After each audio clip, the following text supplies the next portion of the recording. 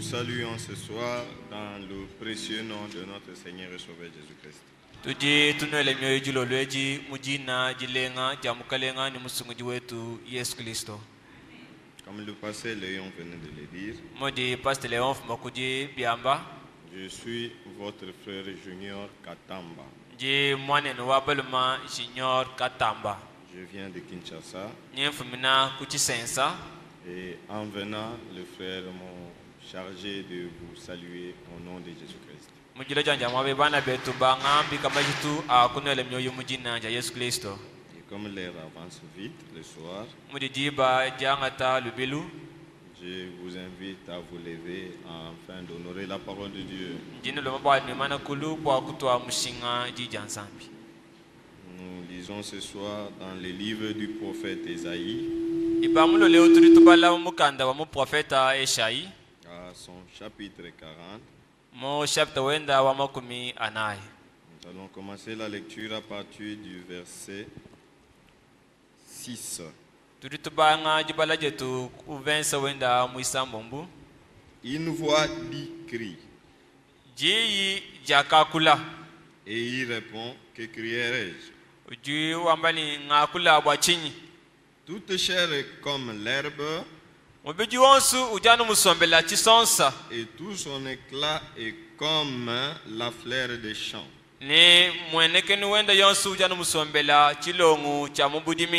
L'herbe sèche, la fleur tombe, quand le vent de l'Éternel souffle dessus. Certainement le peuple est comme l'herbe. L'herbe sèche, la fleur tombe, mais la parole de notre Dieu demeure éternellement. Monte sur une haute montagne, Sion. Publie la bonne nouvelle. Élève avec force ta voix, Jérusalem, pour publier la bonne nouvelle. Élève ta voix, ne crains point, dis aux villes de Juda, voici votre Dieu. Que le Seigneur ajoute ses bénédictions à la lecture de sa parole.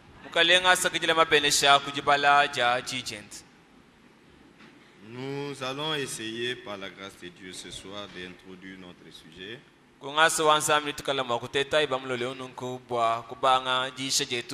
Que nous intitulons le mémorial des dieux éprouvés au fil du temps.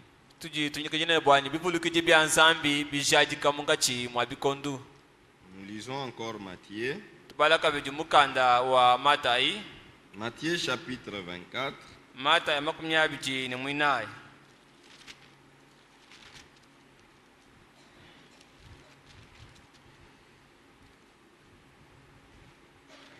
Matthieu 24. Au verset 35, il est écrit: le ciel et la terre passeront, mais mes paroles ne passeront point. Amen. Amen. Un mémorial, c'est un monument. Et lorsqu'on l'érige, on voudrait qu'on puisse conserver le souvenir, de manière à ce que cela puisse rester pour toujours à travers nos villes. Nous avons beaucoup de mémoriaux. Quand vous allez dans des places publiques, vous verrez un mémorial de Patrice Emery Lumumba. Il y en a assez. Et Frère Bonham, quand il a parlé de ces sujets, il a fait allusion à un mémorial qui était à Noyo. Frère Bonham dit qu'il y avait un monsieur qui était athée. Il était incrédule. Cet homme ne croyait pas la parole de Dieu. Un jour, il a fait une déclaration forte. Il dit, si Dieu est Dieu, que le jour de ma mort, qu'on me fasse un mémorial dont je mettrai mon pied sur la Bible. Et il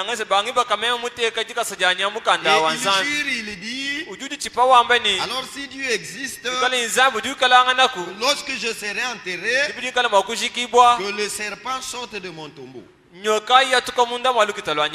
Vous savez, mes bien-aimés, quand le jour de sa mort est arrivé, avant qu'il ne meure, on a fait effectivement ce mémorial dont son pied était sur la Bible,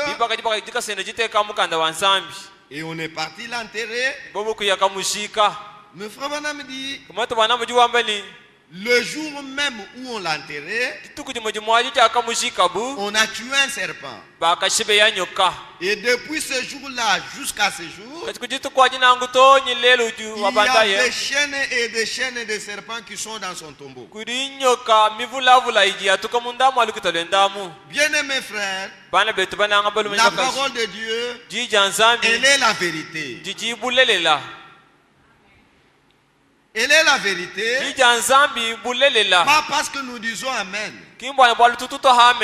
Que nous disons Amen ou non, la parole de Dieu, elle demeure la vérité parce qu'elle est sortie de la bouche de Dieu.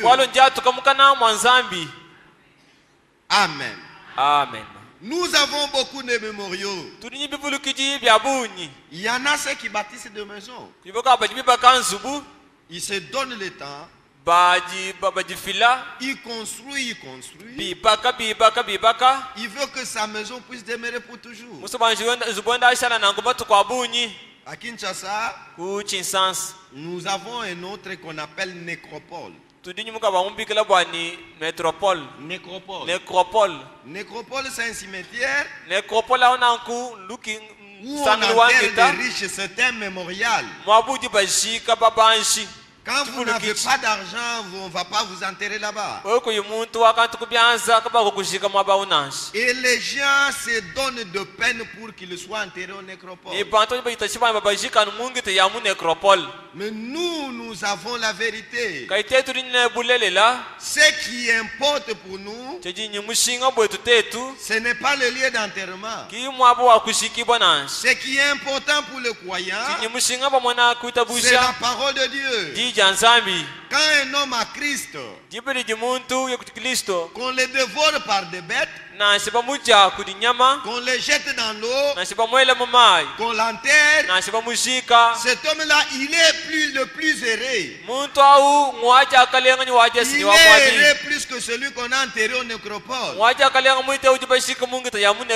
vous n'avez pas Christ, même si on vous enterre aux États-Unis d'Amérique, et même si tous les rois du monde ont assisté à vos funérailles, bien-aimés frères, vous êtes le plus malheureux. Amen. Amen. Ecclésiaste nous dit quelque chose. Nous lisons Ecclésiaste.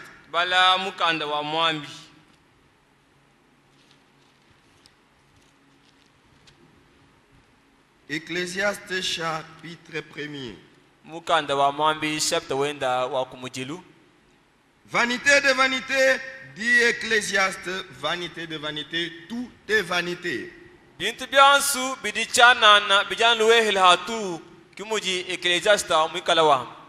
Quel avantage revient-il à l'homme de toute la peine qu'il se donne sous le soleil?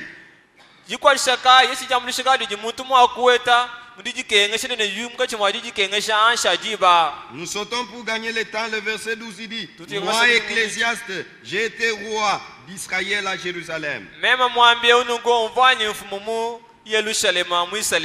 J'ai appliqué mon cœur à rechercher et à sonder par la sagesse tout ce qui se fait sous les cieux.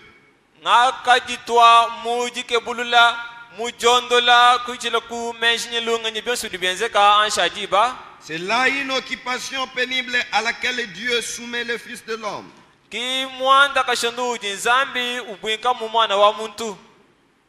J'ai vu tout ce qui se fait sous le soleil. Et voici, tout est vanité, poursuite de vent.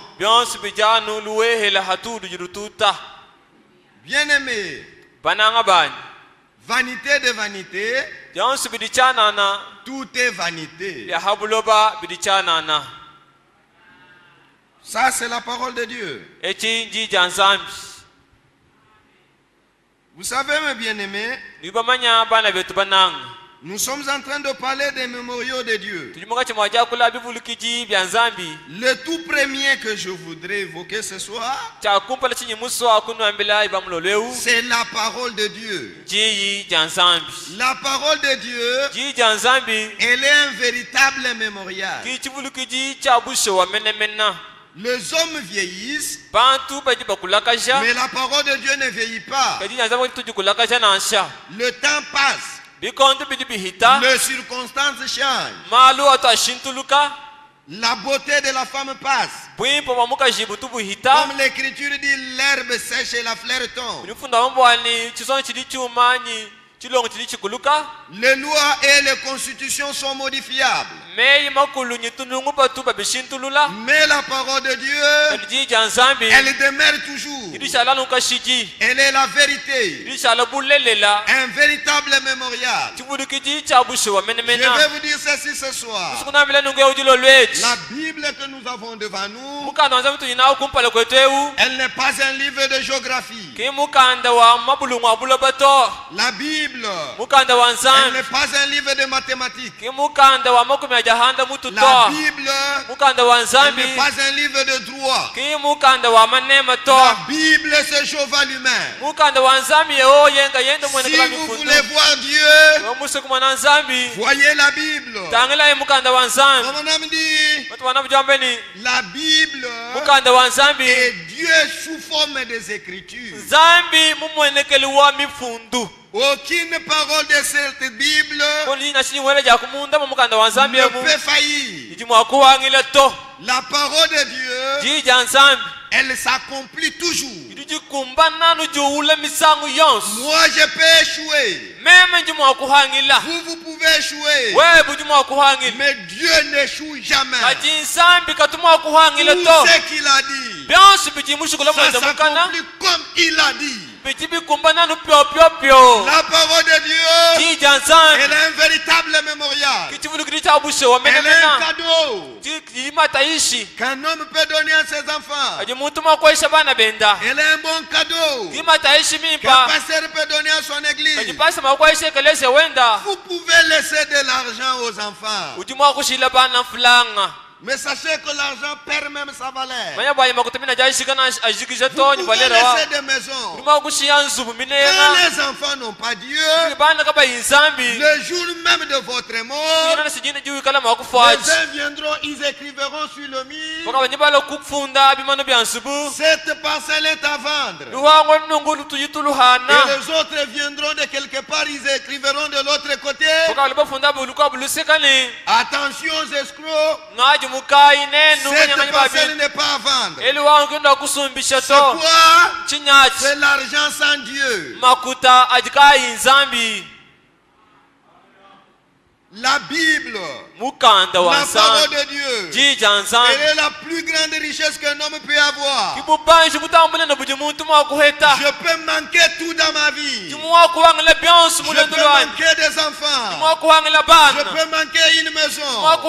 Je peux dormir affamé. Mais lorsque j'ai la parole de Dieu dans ma vie, je possède tout. Amen. Amen. C'est cela la vérité. Quand vous avez la parole de Dieu, vous possédez toutes choses. Fobana m'a parlé d'un vieux violon. Un violon, c'est un instrument de la musique. Il dit que ce violon était un jour vendu aux enchères. Et les propriétaires de cet instrument criaient, venez, venez acheter. Et c'est un instrument qui était là sans valeur. Il dit vers le soir, un connaisseur est passé à côté de cet instrument. Il a regardé. Quand il a regardé, il a pris, il a poussiété. Il a essayé de régler les fils. Quand il a mis ses mains sur l'instrument, cet instrument avait donné de son qu'aucune personne n'avait entendu. Les gens pleuraient et l'instrument a eu du prix. Cet instrument qui était jeté, cet instrument qui n'avait pas de valeur. Mais soudain, quand le connaisseur est passé sur l'instrument a eu de la valeur au marché. Les gens ont commencé à se disputer. Il y en a ceux qui disaient nous donnons $50. Les autres proposaient plus. Et à la fin, il fait le commentaire, il dit c'était la main du connaisseur sur l'instrument. Cette Bible, la parole de Dieu, elle a été vendue. Le témoin de Jéhovah l'a lisé. L'Église catholique l'a lisé. Sans valeur. Chacun donnait son interprétation comme il voulait. Mais en ce temps de la fin, Dieu a suscité un connaisseur. Un homme qui connaissait la valeur de cet instrument. Au nom de William Branham. Quand il a pris cet instrument, il a réglé ses fils. Il a mis chaque chose à sa place. Allez en Afrique du Sud, dans la ville de Durban, un jour, quand cet homme a pris cet instrument, quand il a essayé de jouer, frère, le même jour, on a eu 30 000 convertis. 25 000 hommes guéris de toute espèce de maladie. À tel point que le jour suivant, il était dans sa chambre. Quand il a regardé vers le stade, il a vu 7 camions, plein de chaises orthopédiques, plein de béquilles. Et il y avait de banderoles sur lesquelles ils avaient écrit Christ est le même, hier, aujourd'hui et pour toujours. Bien-aimés frères, nous ne sommes plus au début de l'église. Nous sommes arrivés à la fin de l'église. L'église du Dieu vivant a besoin d'atteindre la maturité. Et pour y arriver, nous avons besoin de connaisseurs, les gens qui savent utiliser cet instrument. La parole de Dieu, elle est la même. Elle ne change pas. La parole de Dieu, elle est puissante. La parole de Dieu, elle est forte. La parole de Dieu agit toujours. Là où la parole de Dieu est prêchée, les hommes sont guéris, les âmes sont sauvées, les enfants sont nourris. Ça, c'est la parole de Dieu. Dieu ne peut jamais échouer. C'est pourquoi, dans la maison de Dieu, nous avons besoin de la parole de Dieu. La parole de l'homme, elle peut réjouir. Frère, dans ce monde, nous avons connu des hommes puissants. Les hommes qui, si on cite seulement son nom, attire l'attention de tout le monde. Des hommes comme Adolf Hitler, de grandes personnalités comme Napoléon, des hommes comme Papa Wemba. Le jour de sa mort, tout le monde Dans le monde entier, on voulait voir comment on va enterrer papa. Des hommes comme Mobutu. Il s'est donné même le nom. Il dit moi Mobutu, je suis CCCO. C'est-à-dire je suis pour toujours. Je n'ai pas de fin. Mais écoutez, tous ils sont morts. Et ils sont partis. On ne parle plus d'eux. Voyez l'homme. C'est pourquoi la Bible dit la gloire d'un homme n'est qu'une vanité.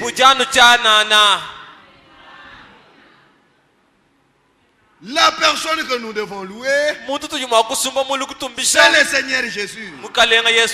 La personne que nous voulons entendre son nom, c'est le nom du Seigneur Jésus. C'est ce nom qui nous a sauvés. C'est ce nom qui nous a délivrés. Le nom de Jésus guérit même le malade. Amen. Amen. Mes bien-aimés frères, Dieu accomplit toujours sa parole.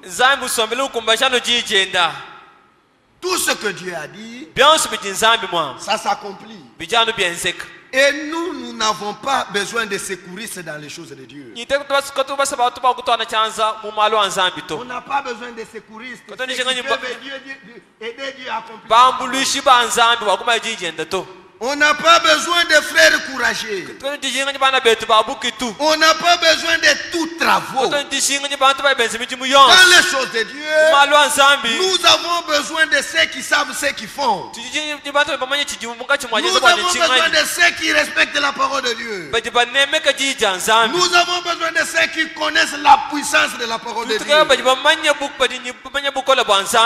La parole de Dieu, elle est efficace. Lisons quelques écritures en rapport avec la parole de Dieu, qui est un mémorial. Bien aimés frères, Dieu ne peut jamais échouer. C'est pourquoi j'ai toujours eu l'habitude de dire aux frères, Dieu, il n'est pas petit comme nous pensons. Dieu, il est grand. Et Dieu, on l'amène des problèmes difficiles. Des cas difficiles. Des cas dont les hommes ont échoué. Ce sont ces cas-là qu'on amène à Dieu. Est-ce que vous comprenez ces choses? Parce que lui, il a dit venez à moi. Et il vous dit amenez-moi tous vos fardeaux. On ne devrait pas agir comme nous agissons aujourd'hui. Tu es malade, tu viens voir les anciens et après tu te rends à l'hôpital. Ce n'est pas mal. Mais je crois qu'on devrait commencer par l'hôpital. Vous échouez là-bas et vous revenez vers Dieu. Le cas dont les médecins échouent, ce sont ces cas-là qu'on amène à Dieu.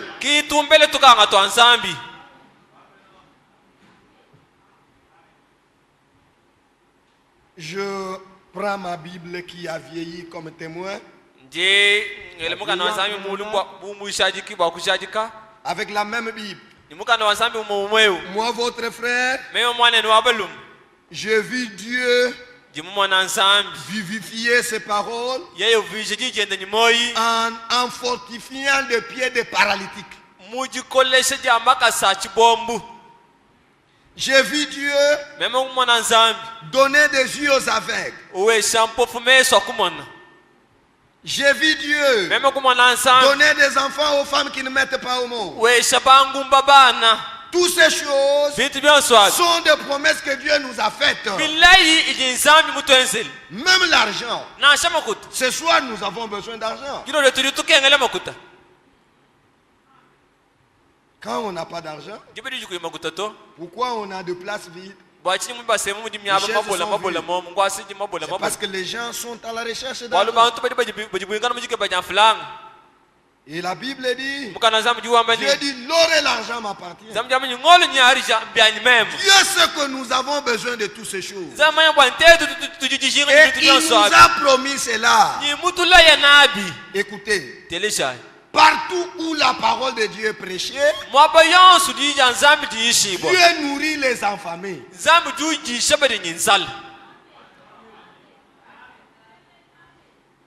La faim peut vous amener en enfer. Nous attendons le retour du Seigneur Jésus.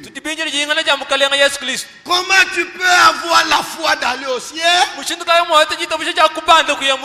si aujourd'hui tu es malade? Et le salut et la guérison du corps, toutes ces deux choses sont collées. Quand il est venu à la croix, il est mort pour nous sauver.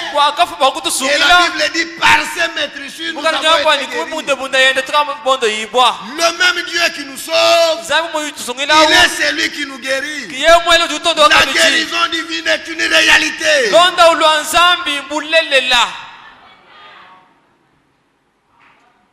Amen. Amen. Et Dieu accomplit toutes ces choses. Nous avons un Dieu vivant. Nous avons un Dieu véritable. Un Dieu puissant. Un Dieu grand.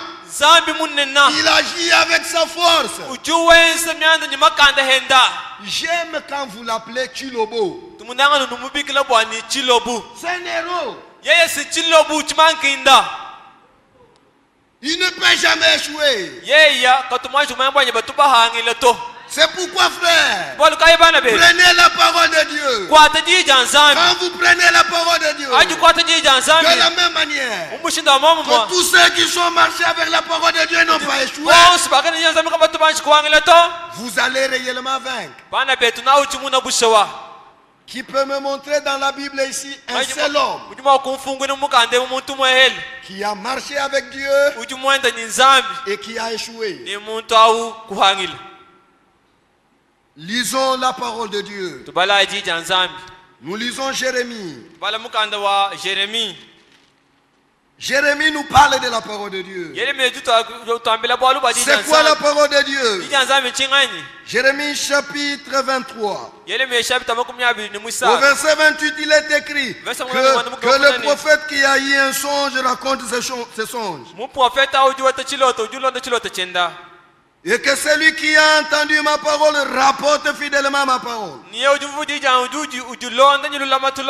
Pourquoi mêler la paille au fromage, dit l'Éternel? Ma parole n'est-elle pas comme un feu, dit l'Éternel, et comme un marteau qui brise les rocs? Quand vous prenez un fer, même s'il n'a pas de forme, vous le mettez au feu, vous prenez le marteau, quand vous frappez, vous verrez que par la force du feu de ce marteau, le fer aura une forme. Bien-aimé, avec la parole de Dieu, dans la maison de Dieu, même si tu étais venu voler, quand tu écoutes la parole de Dieu, la parole de Dieu te taille. La parole de Dieu donne la forme. La parole de Dieu transforme. C'est cela la parole de Dieu. Prenons encore une autre écriture. Nous lisons le psaume.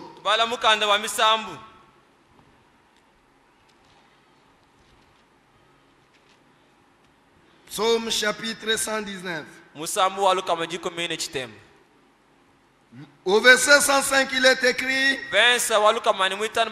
ta parole est une lampe à mes pieds Alléluia. Un homme qui a la parole de Dieu, il ne peut plus marcher dans les ténèbres. La parole de Dieu éclaire sa vie. Et une lumière sur mon sentier.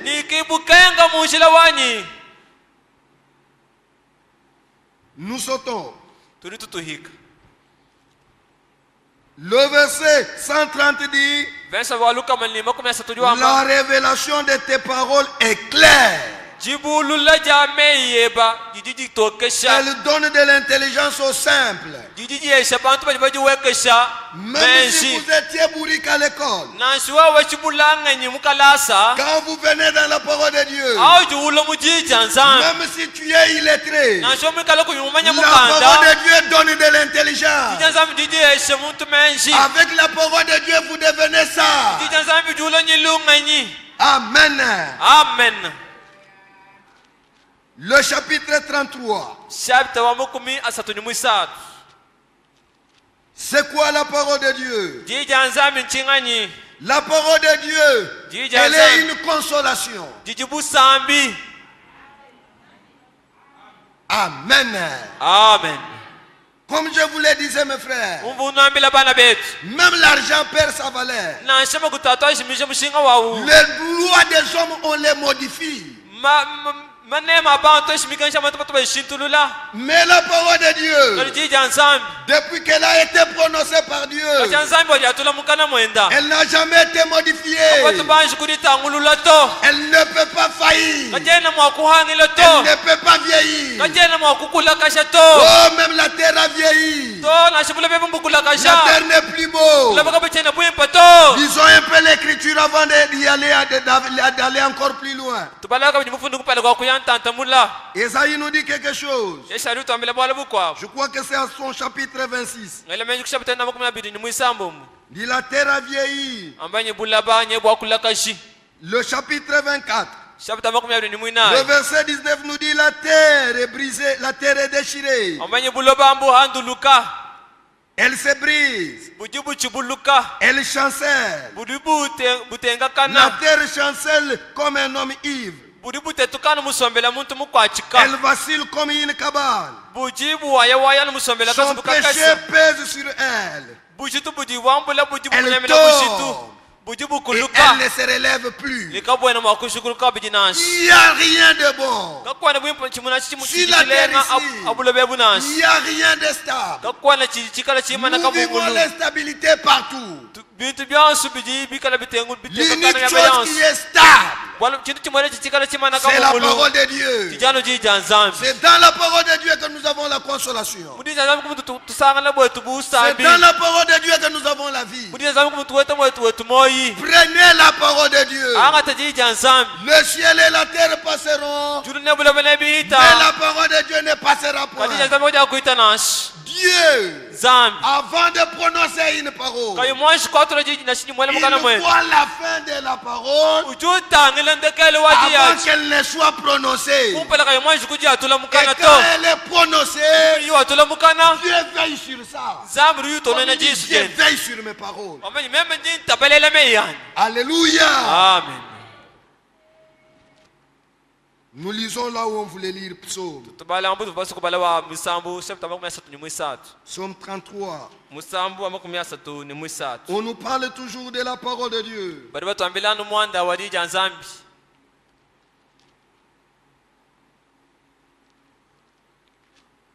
La parole de Dieu, elle est la vérité. C'est l'unique chose que nous avons.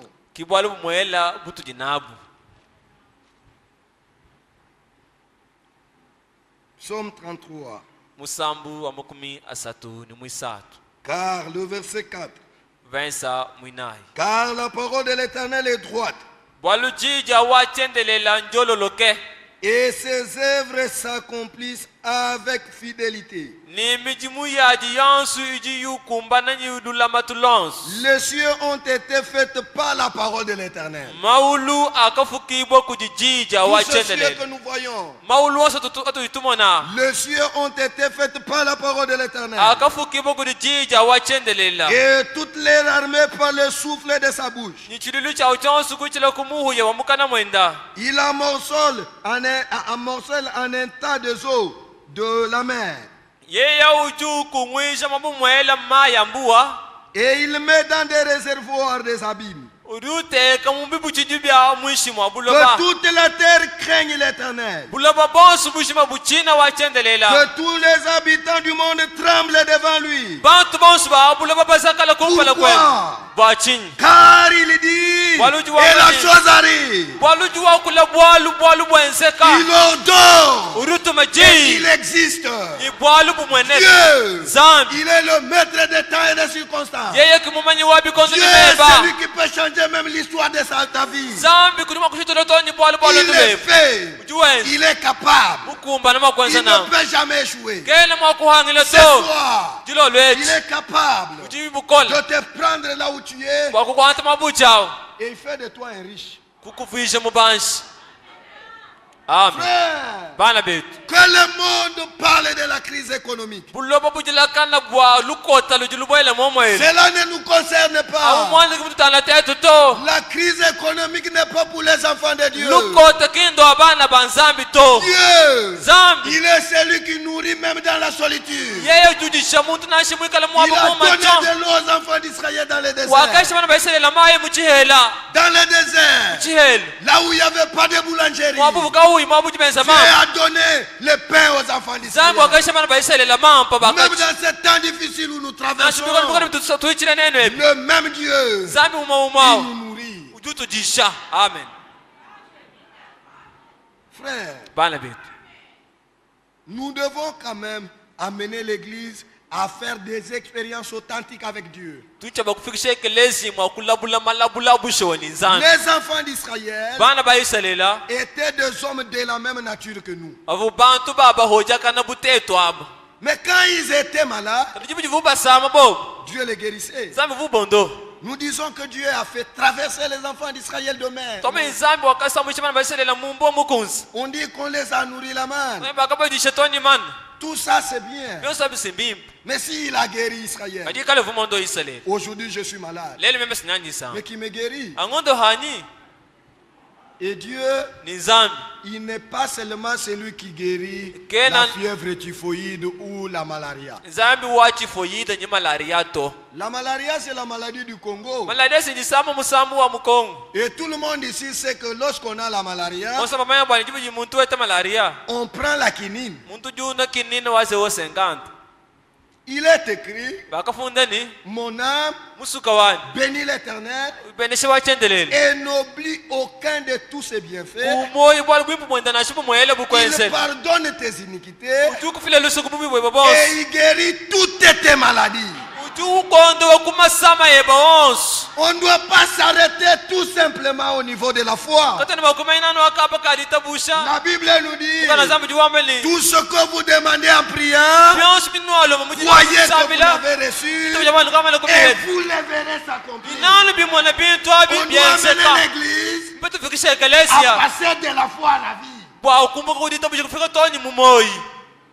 Amen. Amen. Continuons la lecture. Et c'est par là que nous allons arrêter. On pourra continuer si le Seigneur nous donne encore le temps. Dit quand il ordonne, et il ordonne, et elle existe. L'Éternel renverse les desseins des nations. Amen. Amen. C'est l'Éternel qui renverse les desseins des nations. Il anéantit les projets des peuples. Les desseins de l'Éternel subsistent toujours. Les projets de son cœur De génération en génération. Nous allons voir les projets du cœur de Dieu. Quels sont ces projets pour nous tels que nous sommes ce soir? Dieu nous dit les projets que j'ai contre vous sont des projets de paix. Dieu ne trouble pas son peuple. Le projet de l'Éternel console les cœurs. Le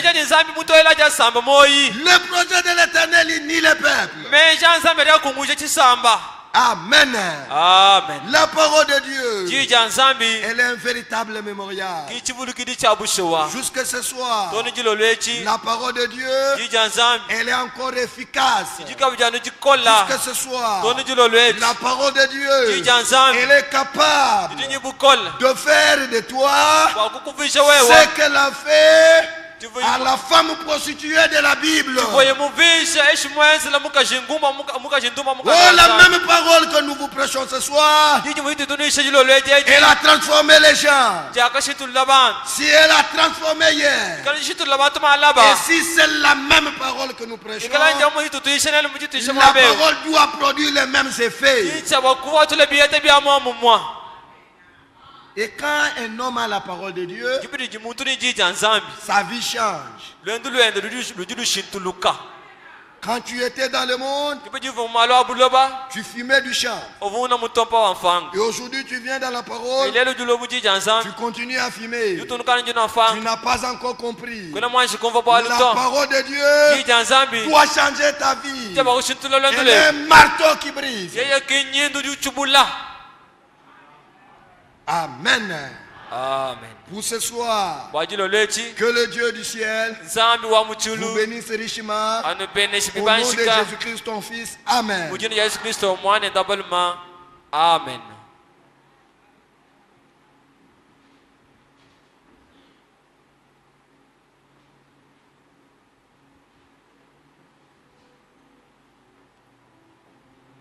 Nous nous levons pour la prière.